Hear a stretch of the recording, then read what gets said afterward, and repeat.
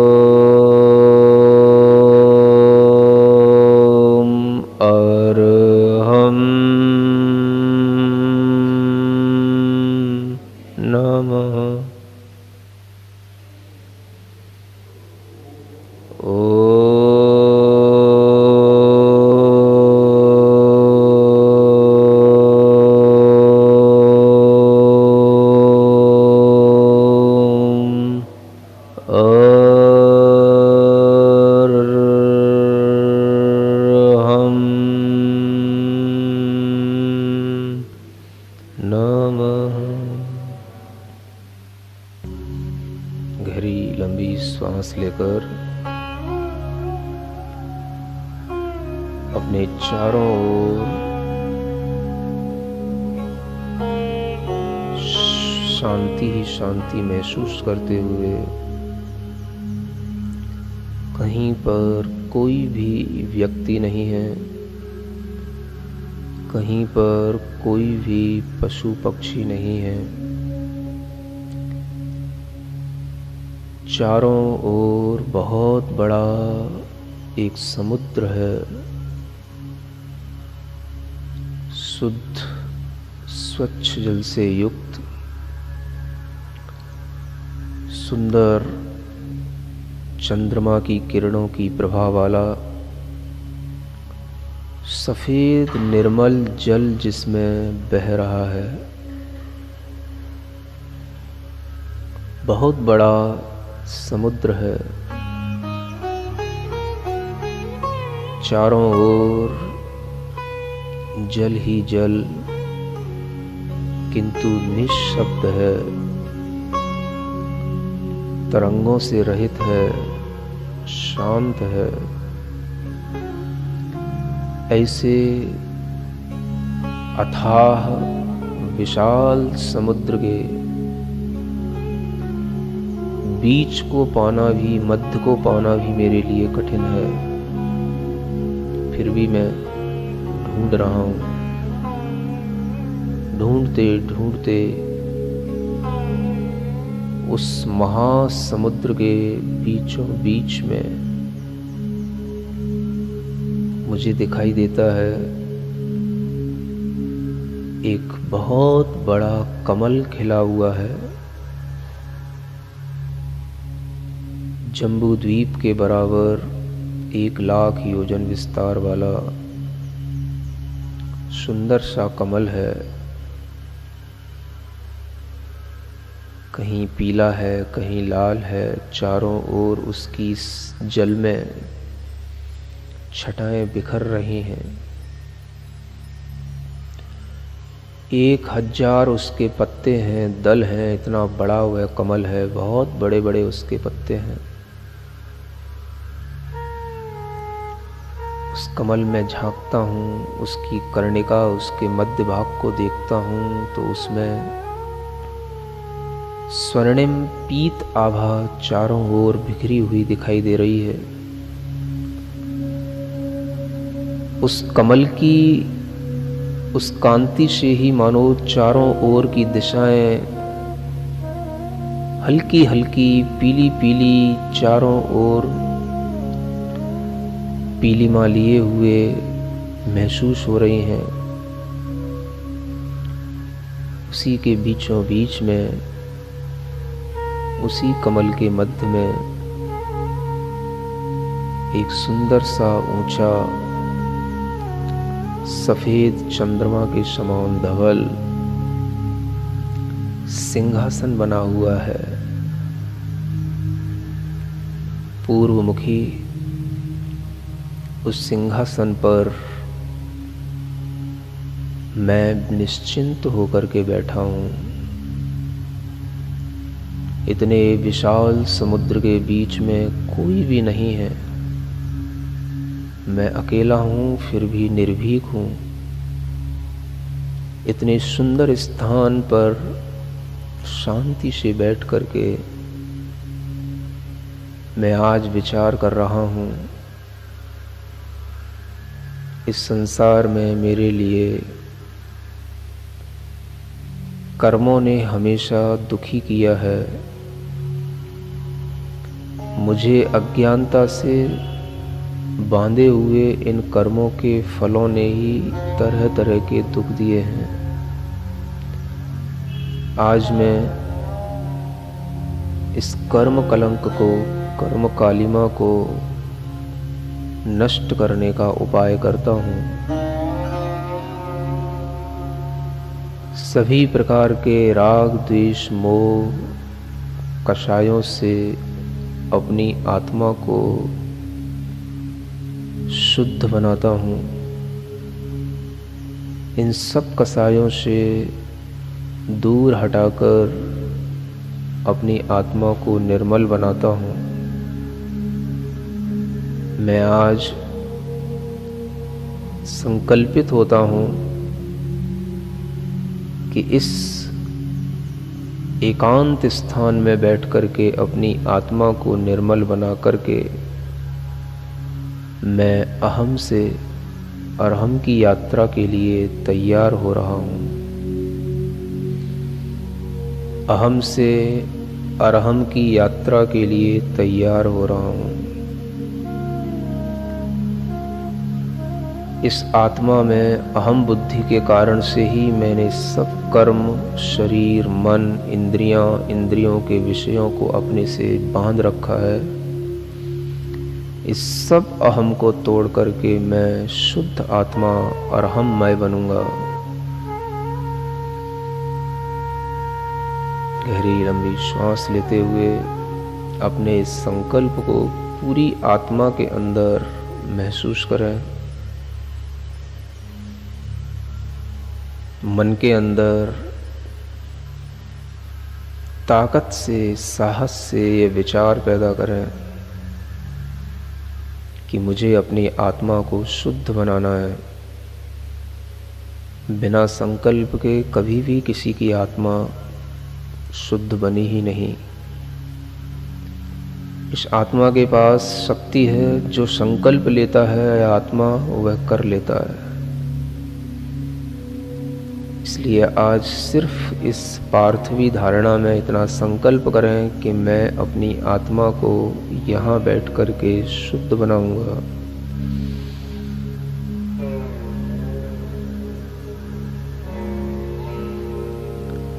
आनंदित हों पहले उसी स्थान पर बैठे बैठे।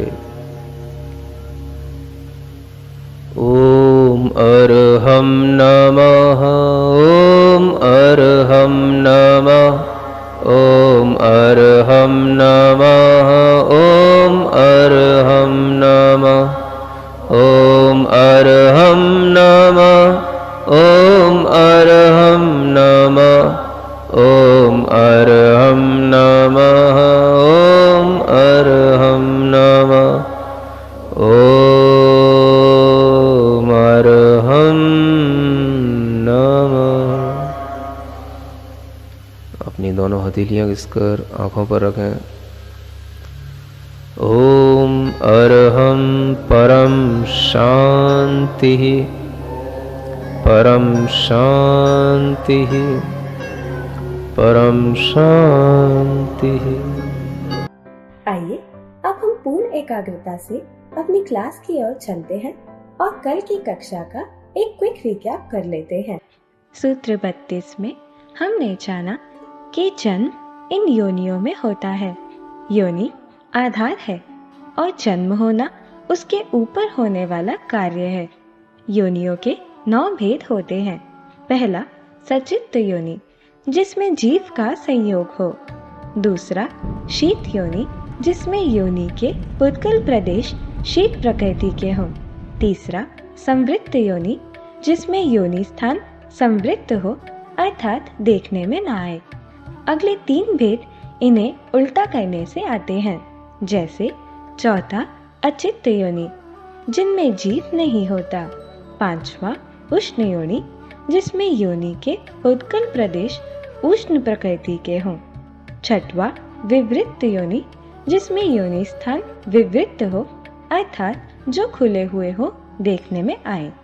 और अंतिम 3 भेद इन दोनों का भंग करने से मिलते हैं, जैसे 7वां सचित्ताचित्त योनि, ऐसे मिश्र योनि जो सचित्त भी है और अचित्त भी। 8वां शीतोष्ण योनि, जो शीत भी है और उष्ण भी। 9वां संवित्र विवृत्त योनि, जो संवित्त भी है और विवृत्त भी। हमने जाना कि देव और नारकियों के योनि स्थान अचित्त होते हैं। साधारण वनस्पति काय के योनि स्थान सचित्त होते हैं, क्योंकि वहाँ पर एक दूसरे के आश्रय से ही जीव रहते हैं। बाकी के जीवों के स्थान सचित्त, अचित्त या मिश्र हो सकते हैं। हमने जाना कि शुक्र और शोणित अचित्त होते हैं, लेकिन जिस उदर में यह होता है उस माता के यह सचित्त है। अतः गर्भ जन्म वाली योनि मिश्र योनि होती है। नरक में ऊपर के बिल उष्ण योनि और नीचे के बिल शीत योनि के होते हैं। देवों में भी शीत और उष्ण दोनों ही स्थान होते हैं, लेकिन कहाँ कौन सा है इसका स्पष्टीकरण नहीं मिलता। एकांत रूप से शीत स्थान केवल जल कायिक जीवों का होगा, उष्ण स्थान केवल अग्नि कायिक जीवों का होगा, बाकी सब जीवों का मिश्र होगा। इसी तरह देवों, नारकियों और एक इंद्रियों के योनि स्थान संवृत्त होते हैं, विकलेंद्रियों के विवृत्त होते हैं, शेष मिश्र रूप होते हैं। च एकेशः, इसमें आचार्यों ने च शब्द से 84 लाख योनियों का भी वर्णन बताया है।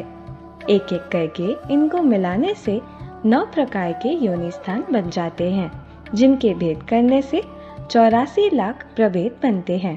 पृथ्वी कायिक, जल कायिक, अग्नि कायिक, वायु कायिक और साधारण वनस्पति के नित्य निगोद और इतर निगोद में प्रत्येक के 7 लाख योनि स्थान होने से 32 लाख, विकलेंद्रियों के 2-2 लाख योनियां होने से कुल 6 लाख, प्रत्येक वनस्पति कायिक के 10 लाख, देव, नारकी और पंचेंद्रिय त्रियंच के 4-4 लाख स्थान होने से 12 लाख और मनुष्य के 14 लाख। अक्सर हम सोचते हैं कि मनुष्य जन्म कितनी बार मिलेगा, मगर आगम में यह फिक्स नहीं है, केवल योनि स्थान फिक्स है। 84 लाख योनियों में कोई भी जीव कितनी बार भी किसी भी योनि में जन्म ले सकता है। आगे हमने आकृति के अनुसार योनियों के प्रकार को भी जाना। तो चलिए अब हम सभी अपने मोक्ष मार्ग को प्रशस्त करने के लिए पूज्य मुनि श्री का उद्बोधन सुनते हैं। मोक्ष मार्गस्य नेतारं भेत्तारं कर्म भूरतां ज्ञातारं विश्वतत्त्वानां वंदे तद्गुणलब्धये। देवादिदेव आदिम तीर्थंकर श्री ऋषभनाथ भगवान की, वर्तमान शासन नायक श्री वर्धमान महावीर भगवान की, परम पूज्य आचार्य गुरुवर श्री विद्यासागर जी महाराज की। इस तरह से जानना, हमेशा ध्यान रखना, अब भूलना नहीं। ठीक है ना। अब आप देखो, आप पूछते हो 84 लाख योनियों में मनुष्य जन्म कितनी बार मिलता है। अब आपको यही नहीं पता, इसमें जन्म की बारी नहीं बताई गई, ऐसा कहीं नहीं है आगम में कि मनुष्य जन्म कितने बार मिलता है वो फिक्स होता है। योनियां फिक्स हैं। मनुष्य की योनियां कितनी हैं? तो 84 लाख योनि स्थान हैं। 84 लाख प्रकार की योनियां, 14 लाख प्रकार की योनियां हैं। मतलब इतने प्रकार से मनुष्य हैं जिनमें अलग अलग उन योनियों के कारण से उनके स्थानों को अलग अलग व्याख्यायित किया गया है। तो ये विशेष चीज है जानने वाली। 84 लाख योनियों में कहीं पर भी किसी भी योनि में किसी भी जीव का जन्म कितनी ही बार संभव है, इसका ऐसा कोई नियम नहीं है, कि कितनी बार मनुष्य होता है, क्या होता है। मनुष्य भी कई बार होता है, नारकी देव भी कई बार होता है और त्रियंश भी कई बार होता रहता है। ठीक है ना। तो ये जो है योनियों का प्रकरण इस तरीके से आचार्यों ने यहां बताया है, जिनके आधार पर यह जन्म होता है ना। अब इसके आगे जो वर्णन आता है वो थोड़ा और सुनना चाहोगे? बता दूं? ये योनियों का वर्णन वही बताया है, इसके साथ साथ कुछ और विशेष चीज एक और जान सकते हो। मनुष्यों के लिए या अन्य जन्म लेने वाले जो जीव हैं उनमें भी एक आकृति के अनुसार भी योनियों का वर्णन आता है। किसके अनुसार? हाँ, 3 प्रकार की आकृतियां बताई हैं योनियों की, जहां पर ये जीव जन्म लेते हैं। एक होती है शंखावर्त योनि, शंख के समान जिसमें आवर्त होते हैं, उस योनि को बोलते हैं शंखावर्त योनि। एक होती है कूर्मोन्नत योनि, कूर्म बोलते हैं कछुए की पीठ के समान ऊपर उठी हुई योनि होती है, उसको बोलते हैं कूर्मोन्नत योनि। और एक होती है वंशपत्र योनि, है ना, बांस का पत्ता जैसा होता है उसकी तरह जिसकी योनि होती है उसको बोलते हैं वंशपत्र योनि। अब इसमें एक विशेषता बताई गई कि जो शंखावर्त योनि होती है इसमें कभी गर्भ ठहरता नहीं, है ना, या उसमें जीव उत्पन्न होगा तो मर जाएगा, विवर्जित हो जाता है, मतलब उसमें गर्भ ठहरता नहीं शंखावर्त योनि में। तो इससे भी ये आप समझ सकते हो कि योनियों के अगर आकार इस प्रकार के हैं तो उसमें जीव नहीं ठहर सकता है। ये शंखावर्त योनि में जीव नहीं ठहरता। जितने भी महापुरुष उत्पन्न होते हैं वो सब कूर्मोन्नत योनि में उत्पन्न होते हैं। जो तीर्थंकर हैं, बलदेव हैं, वासुदेव हैं, है ना, चक्रवर्ती हैं, इनके पुत्र हैं, ये सभी जो इतने भी बड़े बड़े लोग होते हैं ये सभी कूर्मोन्नत योनि में जन्म लेते हैं। और अन्य जो योनियों में जन्म लेने वाले वंशपत्र योनि वाले जीव होते हैं, इतना और आकृति के आधार से बताया गया है। ठीक है ना। ये जैन साइंस में जितनी बातें हैं वो आपको बता दी, इसलिए क्योंकि बहुत से लोग साइंस भी पढ़े लिखे होते हैं और तरह तरह की बायोलॉजी और डॉक्टरी भी करते हैं, तो उनको भी कुछ ना कुछ नॉलेज इस तरह से होना चाहिए फिजिकली कि वो समझ सकें कि जैन दर्शन में किन चीज़ों का कितना व्याख्यान है ना। तो ये और ज़्यादा कुछ डिटेल जानना हो तो अलग से प्रश्न उत्तर में पूछ लेना, अलग से कोई बातचीत कर लेना। आगे बढ़ते हैं। जरायु जांडज पोतानाम गर्भ। हाँ, अब देखो यहां पर ये बताना चाह रहे हैं कि गर्भ जन्म कितने प्रकार के होते हैं। अब देखो पहले जन्म बताए, जन्म कितने प्रकार के? 3 प्रकार के, है ना। उसमें उपपाद जन्म है, वो तो सब एक ही तरीके का है, आगे बता दिया जाएगा। सम्मूर्छन जन्म है, वो भी एक तरीके का ही समझना। गर्भ में 3 भेद होते हैं, गर्भ सबके एक जैसे नहीं होते हैं। गर्भ जन्म के 3 भेद यहां बताते हैं। जरायु, जरायुज, ज शब्द जोड़ना इसमें, है ना। जरायुज, अंडज और पोत, ये 3 भेद हैं। कौन कौन से? पोत के साथ में ज मत जोड़ना, केवल पोत लिखा है। जरायुज अंडज पोता नाम। जरायुज, अंडज और पोत जन्म के भेद से गर्भ जन्म 3 प्रकार का होता है। ठीक है। जरायुज का मतलब क्या है? जो जरायु से, ज शब्द होता है उत्पत्ति के अर्थ में व्याकरण के अनुसार, तो जरायु से जो उत्पन्न होते हैं उन्हें कहते हैं जरायुज।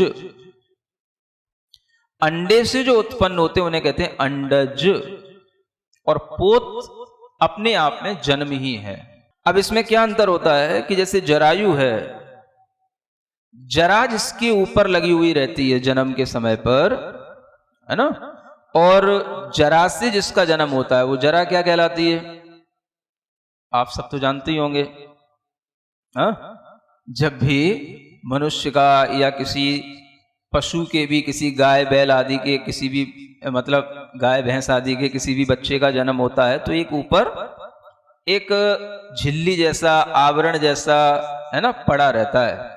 वो आवरण में मांस भी होता है और शोणित माने होता है रक्त, ये दोनों चीजों का वो आवरण होता है। तो इस तरीके के आवरण को जरा बोलते हैं। जब जन्म होता है वो हटाया जाता है, तो उस जरा के साथ में जिसका जन्म होता है उसको बोलते हैं जरायुज। सुन रहे हो? अब ऐसे जन्म वाले मनुष्य भी होते हैं। मनुष्य तो सब इसी प्रकार के ही गर्भ जन्म वाले हैं, जरायुज, है ना। और इसके अलावा जो और भी गाय, है ना, भैंस इत्यादि, इनके भी जो जन्म होते हैं ये इसी तरीके के जरायुज जन्म वाले कहलाते हैं। जिनके ऊपर जरा जन्म के समय पर लगी हुई मिले वो जरायुज कहलाएंगे। देखो कितना सूक्ष्मता से जैन दर्शन में हर चीज का वर्णन किया गया। गर्भ के नाम पर भी हम ये जाने कि गर्भ जब भी होगा, अब देखो एक बात ध्यान रखना, गर्भ जब भी होगा स्त्री और पुरुष के संयोग से ही होगा। ये जो तीन भेद बनेंगे इनमें भी स्त्री और पुरुष, नर या मादा का संयोग होगा। अब देखो इसमें एक अंडज भेद आ रहा है। क्या बोल रहे हैं? अंडज। अंडज भी गर्भ जन्म वाले कहलाते हैं।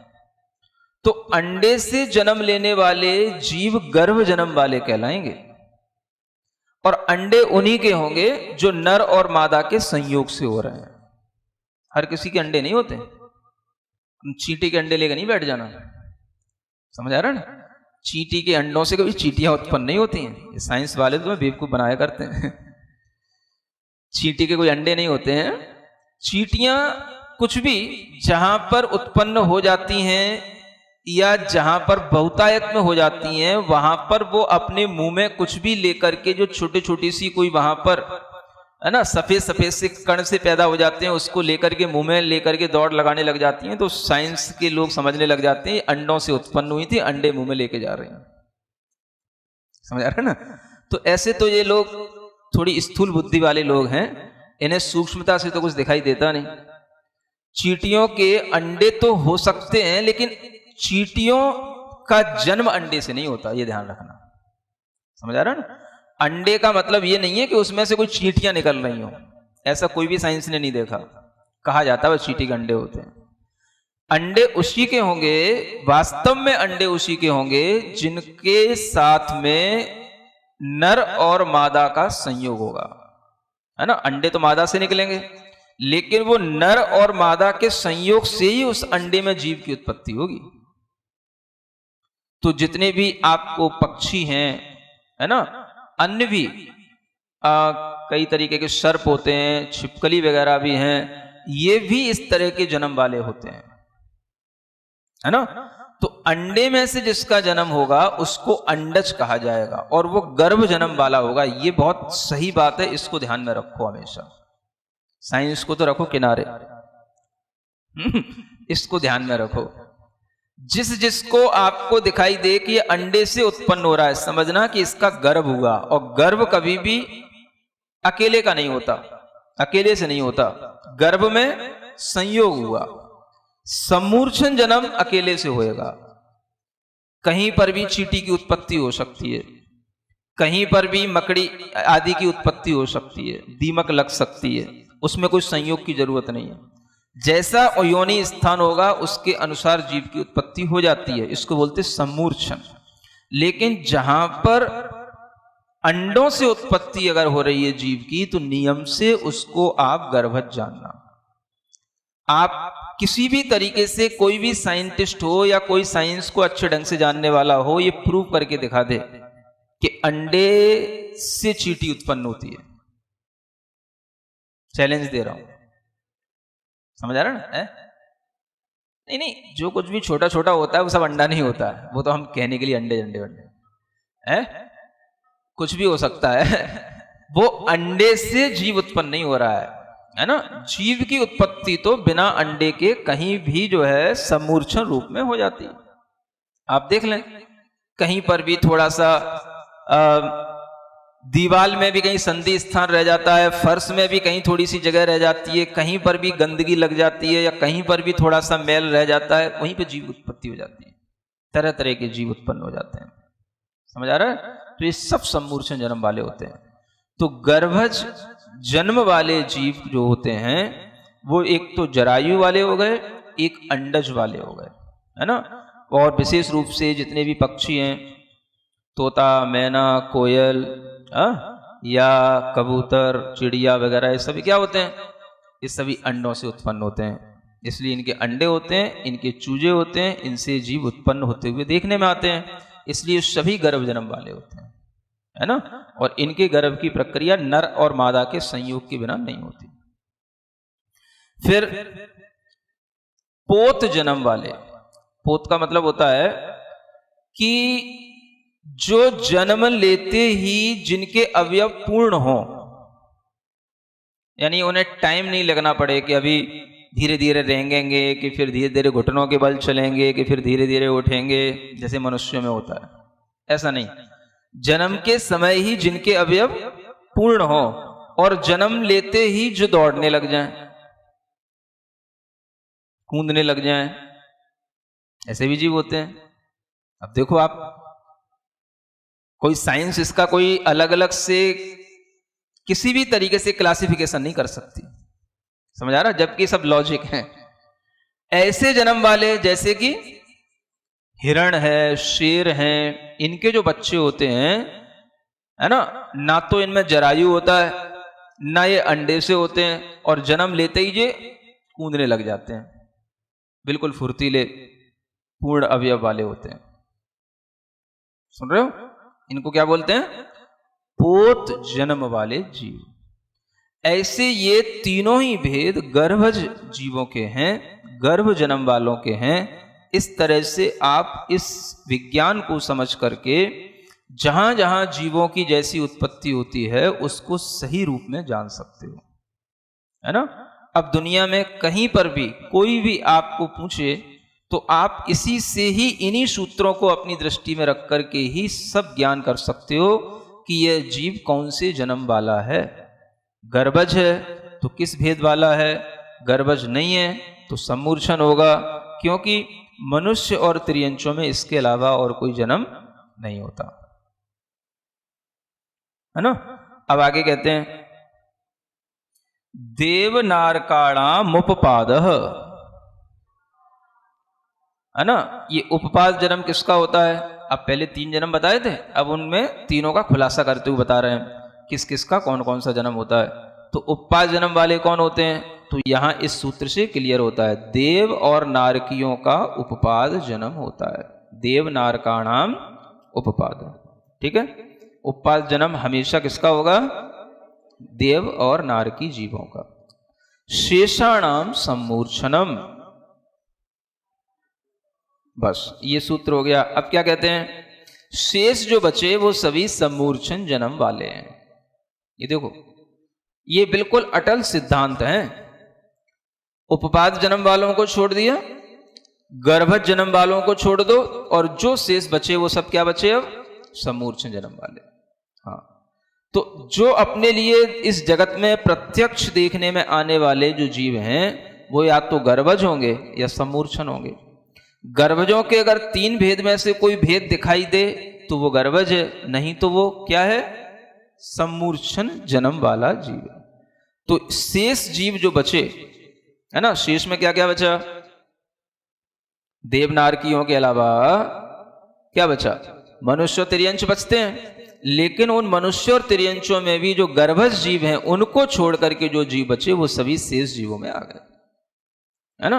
अब गर्भ होएगा तो वो केवल पंचेंद्रियों में ही होएगा, तो मनुष्यों में तो गर्भज हो गए, लेकिन जो अपर्याप्त मनुष्य हैं वो भी इसमें आ गए, और उसके अलावा जो तिर्यंचों में भी पंचेंद्री के अलावा 1 इंद्री, 2 इंद्री, 3 इंद्री, 4 इंद्री, समझ आ रहा है, ये सभी भी इसी में आ गए। ये सभी सम्मूर्छन जन्म वाले कहलाए। इस तरह से ये जन्म का वर्णन और योनि का वर्णन एक साथ इतने सूत्रों में यह पूर्ण हो जाता है। इसके आगे अब शरीर बनना शुरू होगा, तब शरीर का वर्णन शुरू होगा। समझ रहे हो? देखो कितने बिल्कुल साइंटिफिक तरीके से सूत्र लिखे गए, क्रम क्रम से, बिल्कुल समझ आ रहा है ना? हाँ, जीव का पहले विग्रह गति का वर्णन किया, फिर योनि का, जन्म का, फिर योनि का, है ना, और फिर अब उससे बनने वाला जो शरीर है उसकी विविधता के बारे में अब आगे बताया जाएगा। ठीक है ना? तो आज के लिए इतना सफिशिएंट है। ओम अरहम नमः। तो चलिए आज की कक्षा का एक क्विक रिवीजन कर लेते हैं। सूत्र 32 के व्याख्यान में हमने आकृति के अनुसार योनियों को जाना। शंखावर्त योनि में शंख के समान आवर्त होते हैं। इसमें कभी गर्भ ठहरता नहीं है और उसमें उत्पन्न होने वाला जीव मर जाता है। कुर्मोन्नत योनि कछुए की पीठ के समान ऊपर उठी हुई योनि होती है। तीर्थंकर, बलदेव, वासुदेव और चक्रवर्ती आदि जैसे सभी महापुरुष इसी योनि में उत्पन्न होते हैं। वंशपत्र योनि की आकृति बांस के पत्ते के जैसी होती है। सूत्र 33 में हमने गर्भ जन्म के 3 भेदों को जाना। जो शब्द व्याकरण के अनुसार उत्पत्ति के अर्थ में आता है। जो जरायु से उत्पन्न होते हैं उन्हें जरायुज कहते हैं। जन्म के समय पर जिनके जरा अर्थात मांस और रक्त की एक झिल्ली जैसा आवरण ऊपर लगा रहता है और इसे बाद में हटाया जाता है, उन्हें जरायुज कहते हैं।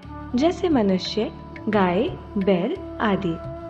जो अंडे से उत्पन्न होते हैं उन्हें अंडज कहते हैं। अंडे नर और मादा के संयोग से ही होते हैं, जैसे तोता, मैना, कोयल, कबूतर आदि। जन्म लेते ही जिनके अवयव पूर्ण हो, यानी जो जन्म लेते ही दौड़ने लग जाए, कूदने लग जाए और जिनमें जरायु होती है, उन्हें पोत जन्म वाला जीव कहते हैं, जैसे कि हिरण, शेर आदि। हमने जाना कि चींटी आदि के अंडे नहीं होते हैं। वास्तव में अंडे उसी के होंगे जिसके साथ में नर और मादा का संयोग होगा। चींटी, मकड़ी, दीमक आदि का सम्मोचन जन्म होता है, जिनमें नर मादा के संयोग की जरूरत नहीं है। इनकी उत्पत्ति कहीं पर भी दीवार, फर्श आदि के संधि स्थान पर गंदगी या मैल आदि में बिना अंडे के सम्मोचन रूप में हो जाती है। सूत्र 34 में हमने जाना कि देव और नारकियों का उपपात जन्म होता है। सूत्र 35 के अनुसार शेष बचे हुए सभी जीव सम्मोचन जन्म वाले होते हैं। जो जीव हमें जगत में प्रत्यक्ष दिखते हैं वह गर्भज या सम्मोचन होते हैं। हमने देखा कि सूत्रों का क्रम साइंटिफिक है।